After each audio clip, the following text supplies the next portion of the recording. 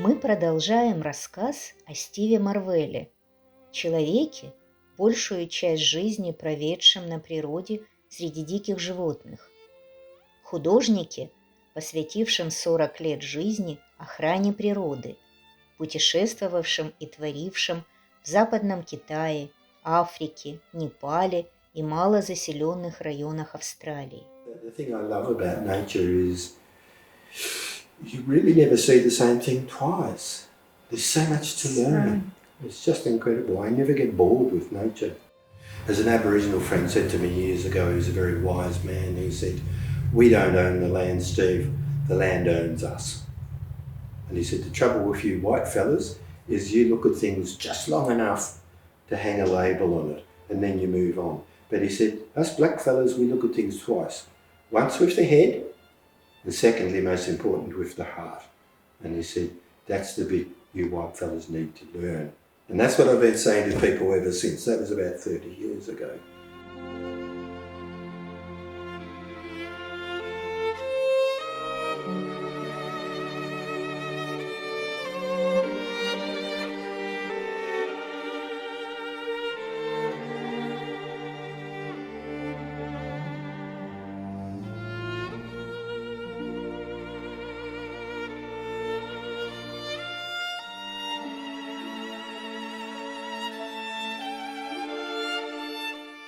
Особые чувства Стив испытывает к коалам.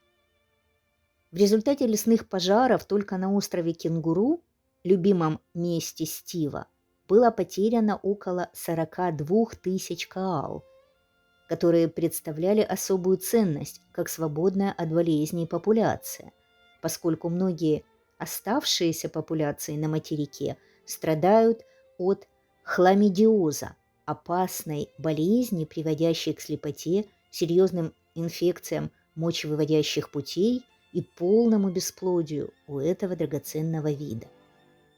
Вся прибыль, полученная от продажи любых работ Стива с изображением коал, идет напрямую в некоммерческий фонд Koala Territory Foundation.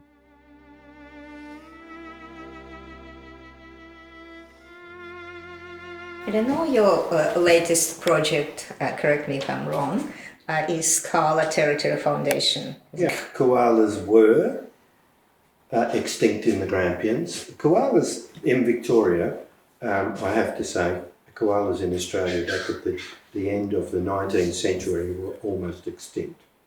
They were extinct in South Australia. They've never been on any islands. On the mainland in New South Wales, they're almost extinct. In Queensland, they were under great threat from fur hunting. And in Victoria, there were maybe 600 koalas left from 3 different genetic strains. And that's all we had. And koalas were then taken to places like Kangaroo Island where they never lived, and they were encouraged to breed there. And places like the Grampians, they were brought back to the Grampians. But in a classic misunderstanding of how to manage nature, Parks Victoria reintroduced diseased koalas into the Grampians. And that disease, chlamydia, went through the entire population of koalas in the Grampians, and now they're extinct here again. So, Parks Victoria, I used to be a ranger for Parks Victoria, they're so ashamed of that, they say it didn't happen. But it did. I was here watching it happen. And I saw the last baby koala born here in about 1998 or thereabouts, and there hasn't been one since. They're all gone. So that's a problem, and that's happening with koalas all over Australia where they occur, the east coast mainly and down south. I joined with some very, very amazing koala biologists that I happen to have worked with over the years doing children in art programs, and we just happened to pick on the koala as a beautiful animal and a great flagship species in an ecosystem as well, a keystone species. So we were teaching kids about koalas at the same time as we were teaching them how to draw and paint them. And the kids loved that. And that's gone on now to become the Koala Territory Foundation. KTF стремится помочь защитить среду обитания коал.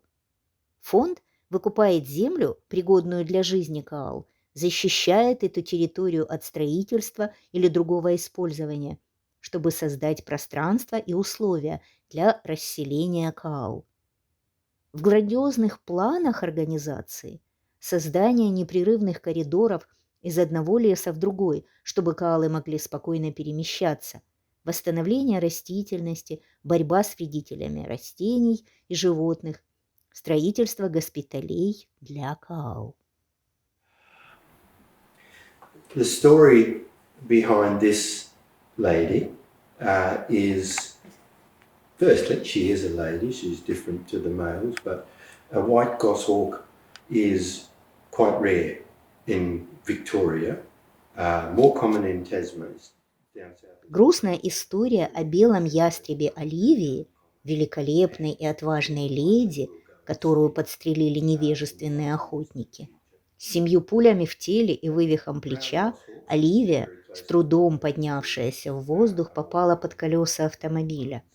По счастью, ястреба вовремя доставили в приют и оказали помощь ветеринара. The fact is they are becoming very rare. This one had been hit by a car, and a friend of ours who cares for injured and orphaned wildlife took this bird into care, and she told me about it, and I went down to meet the bird and to spend some time with her. And I was struck by just how incredibly beautiful. I've seen them before in the wild, but this one, to be in the same aviary with her, to be within touching distance of her. And she's just the most beautiful bird, but to understand at the same time she'd been hit by a car, so her life was made a tragedy because someone thought it was a good idea to shoot her because maybe she was threatening his pigeons or who knows what. I was profoundly moved by her. She's just magnificent. And to be in the same space with her wild heart, even though she was in a big cage and I was in there with her and the owner that was looking after her, she was still wild and made it very known to me if I tried to touch her, she would attack me. And so would I. I wouldn't blame her for that at all. But the sad part is she did die 2 weeks later. She didn't survive. You gave her life forever with your picture. That's what I try to do, yes. And when people say to me, what is this bird? Then I tell them the story.